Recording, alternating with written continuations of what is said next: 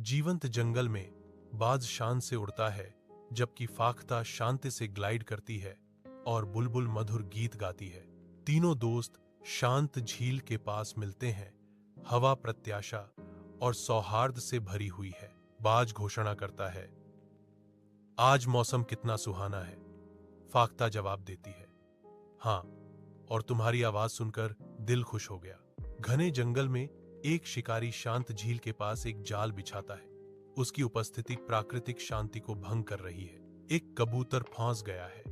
बचाओ, बचाओ, यह चिल्लाता है।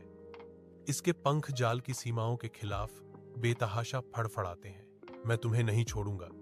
एक बाज झपटा शिकारी द्वारा रोका गया। उसकी तेज नजर फंसे हुए कबूतर पर टिकी थी। जंगल में बुलबुल मधुरता से गाती है, आ जाओ, आ जाओ, दोस्ती का गीत सुनाओ।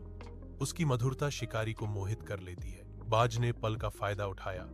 उसके पैने पंजों ने जाल को चीर दिया। फाख्ता को कैद से आजाद करा दिया। फाख्ता चिल्लाती है, तुमने मेरी जान बचाई। बाज जवाब देता है, दोस्ती सिर्फ खुशी के वक्त नहीं होती, मुश्किल वक्त में साथ देना ही असली दोस्ती है।